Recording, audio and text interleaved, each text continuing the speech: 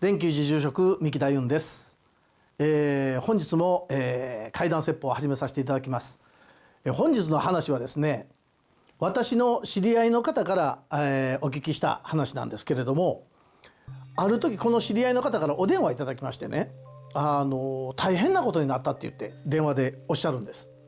で、どうされたんですかってお聞きしたら、実は息子が行方不明になって今警察に電話して捜査をお願いしてるんですって言って、もう本当に半分泣きながらお電話いただきまして、で、うわ、それはえらいことだということで、私もじゃあ探しますねって言って、すぐに車でその方のお宅まで行きまして、一緒に捜査に加わったんですね。で、一応ちょっと捜査の過程でどんな風な行方不明事件だったのかっていうことを、私もそのご両親からお聞きしたら、その息子さんっていうのがまだ小学生なんですけども、いつもなら夕方には帰ってくるんですけども、もう遅い時間になっても帰ってこない。おかしいなと思っていろんな友達のところ電話されたそうなんですけども、あるお友達と遊んでて、別れてから僕たち知らない。だから確実にもう遊ぶのをやめて家に帰る方向だったんではないかなということで、待ってられたんですけども、一向に帰ってこない。ですぐに警察に電話されて、捜査をしてる。いや、そうですか。じゃあその遊んでたお友達っていうのは最後別れたとこってどこか分かるんですかで、いろいろお聞きしてたら、ちょうどその頃刑事さんが来られましてね、ちょっと詳しく息子さんの動きがはっきりしましたっていうことで、私も一緒にご報告聞かせていただいたんですけども、この息子さんお友達3人でとあるところに遊びに行ってたそうなんですよ。で、そこでバイバイって言ってみんな各家に帰ったというふうに一緒にいた友達が言ってたんですが、実はこれ違ったんですよというふうなご報告だったんですね。どういうことかっていうと、あんまり言うとお父さんお母さんに怒られるのが怖かったんで、僕たち内緒にしてたって言って一緒にいたお友達が証言したそうなんですね。真実はこうだったんです。その方の自宅の近くにですね、実は一家心中された方の家があったんですね。で、一家心中されて取り壊す予定だったんですけども、その間ずっと家は建ってたわけです。で、その家の中には誰も入れないように規制線が黄色いテープでずっとぐるぐる巻きになってたそうなんですよ。ですけども子供さんですからね、そういうのに少し興味が湧いてしまった。で、友達3人で自転車でその家まで行きまして、規制線の中をくぐって中へ入ったそうなんですよ。で、友達3人でうわー、ここでみんな死んだんか、人が死んだんか大騒ぎしながら、そこでうわ怖い怖い、一つの肝試し気分で入っちゃったんですね。で、やってるとその行方不明になった子供さんだけが「僕こんなとこ怖くない」って言い出した。で、勇気があるなって言ってね、他の友達2人が。でももっと怖いもんあるでって言って、一人の友達が指をさしたその先には、おそらく首をつって亡くなられたんでしょうね、上から一本のロープがぶら下がってたそうなんですよ。で、もしかしたらこれで首つらはったかもしれん、他の友達が言うと「いや俺は怖ない」ってその男の子だけが言うんですね。で、嘘を本当は怖いくせに本当は怖いんやろ正直に言いなって言ってたら、子供同士ですから「いや本当に怖くない」って家の中で言い合いになった。そうすると「じゃあ勇気見せてみろよ」っていう話になって、その男の子が「よし分かった」って言ってロープにぶら下がってブーラブラ遊び始めたそうなんですよ。で、うわすごいなって言ってたら、そのロープでブーラブーラしてる時に足があるものにドンと当たった。で、みんな「うわ怖い」ってなった。で、その足が当たった先を見るとお仏壇だったそうなんですよ。で、そのお仏壇の中には数個のお位牌が入ってた。で、怖くなって友達2人が「うわお位牌だ」って言って出て行ってしまった。ところがその行方不明になった男の子だけがまだ家の中に取り残されてたんですね。で、2人は規制線をくぐって自転車に乗って帰ってしまったんですけども、実は行方不明になった男の子を見たのがここが最後だったというふうな話だったんです。なんか最初はお父さんお母さんに怒られるのが怖かったんでしょうね。友達とはちゃんとバイバイって言って別れたと言ってたんですけども、実はそこへ遊びに行ってたんですね。で、うわそんなとこ遊びに行ってたらダメだよっていうことで、その友達2人も怒られたんですけども、実際行方不明になってるわけですから、これは何とかしなくちゃいけない。で正直に子供さんが話してくれたというようなことだったんですね。でこの実は一家心中があった家、この家っていうのはどういう家だったかと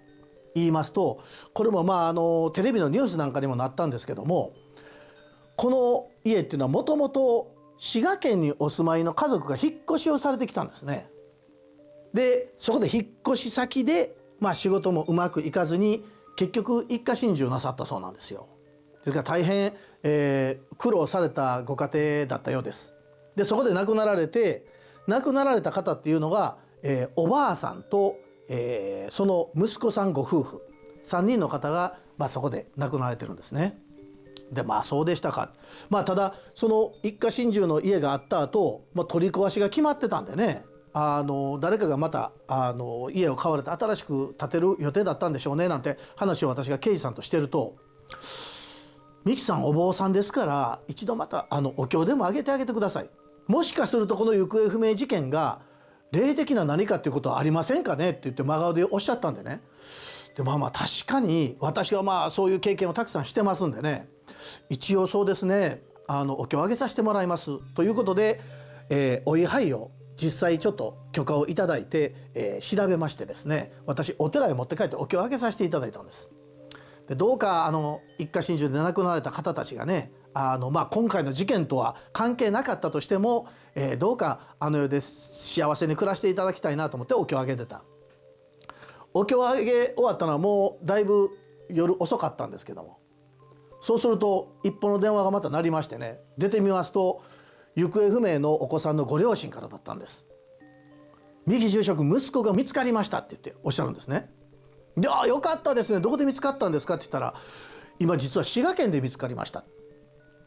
この京都から滋賀県まで関西にお住まいの方は分かるかもしれませんけども、子供の足でね歩いたらやっぱり丸1日かかりますね。でそんな距離を歩いて滋賀県にまで行ってたんですか、もしかすると途中でヒッチハイクとかね何かがあったんですかねって言ってたら、どうやら実際自分の足で歩いて行ったそうなんですいうお話だったんです。でご両親迎えに行かれたんですね。で後日詳しいお話を聞きますと、この息子さん実は発見された時に警官の方に声をかけられるわけです。君こんなところで一人で歩いてるけどどうしたん、見ると格好もボロボロで疲れてるような歩き方をしてたので、警察の方が声をかけられたら、いや今から家に帰るんですっていうふうに喋る。でこの喋り方っていうのが聞くと、どうもねこの年ぐらいの子が喋るような雰囲気ではない、なんとなく高齢の女性のように感じたと、その時警官の方がおっしゃったそうなんです。で実家ってどこまで帰るのって言ったら、その少年がこのちょっと先なんですっていうふうにまたゆっくり喋るそうなんですよ。なんとなくこの大人じみた喋り方で、ちょっと汚れた服に違和感を感じてすぐに名前を聞いたら、実はその行方不明の息子さんだったんですね。で今からどこ行くの、〇〇くんお父さんお母さんが探してるよって言ったら、いえ結構です、私実家に帰ります、そればっかりを言うそうなんですね。で君実家ってどこって言っていろいろ聞くと住所を言ってくれたそうなんですけども、この住所っていうのが一家心中の方がもともと住んでおられた住所と一致したそうなんです。でしっかりしなさいしっかりしなさいって警官の方が肩を持って揺すぶると、パッと気がついたように、ここどこって言って泣き出したそうなんですね。でどうやらこの一家心中で亡くなられたおばあさんの霊がこの息子さんに取り付いて実家に帰らした、そんな風な事件だったようなんです。その後息子さんも元に戻りましてね、落ち着かれたんですけれども、よくよく調べてみますと、この一家心中されたご家庭っていうのが滋賀県では少し成功されてましてね、自営業でお金が結構あったんですけれども、その後倒産されまして、で京都へ来られて、で京都でまた新たな事業を始められたんですけども、それもうまくいかずに、悲しいかな一家心中をされたということだったんですね。でおそらくなんですけども、このおばあさ滋賀県に暮らしてた時が非常に幸福だったんでしょうね。だからあの時に戻りたい、そんな思いがもしかするとこの子どもさんに宿って滋賀県まで連れてってほしいというふうにしてなったんではないかなと思うんですけれども、私たちの人生振り返ってみますとね、もう私なんかはもう特にそうなんですけど、もう過去に戻りたくないですね。もう私はそれこそ電気ガス水道が止まるような苦しい生活を長年してきましたんでね、もう昔には戻りたくないな思うんですけども、昔が幸福であるとね、逆に今が不幸だと非常にやっぱり過去に戻りたいなと思われるんでしょうね。ですけども、こういうことを仏教では執着というふうに言うんです。例えば私たちが物に執着するとかってことはありますけども、これは時間的なものもそうですね。あの時は良かったな、あの時に戻りたいな。でも悲しいかな、私たちは過去に戻るってことは決してできないですからね。じゃあどうするか。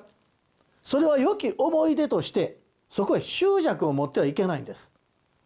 過去が良かったな、あの時は良かったな。私たち肉体的にもそうですね。若い頃は体力があって良かったなと思っても若返ることは決してできませんから、もうあとは執着を捨てるということしかできないんですよね。ですから過去の執着を捨てて、で今これからの未来に向かって私たちは強く生きなければならない。今いろんな、コロナとか、自粛も続いてますけれども、昔が良かったな、病気なかった時は良かったなと思いますけども、私たちはそこに、立ち返ることはできませんから、これから未来この病気ができるだけ蔓延しないような努力を私たちは努めてですね、過去の執着を捨てて今ということをしっかり生きて良き未来を迎えられたらなというふうに思います。ということで本日の私の話をこれで終わらせていただきます。どうもありがとうございました。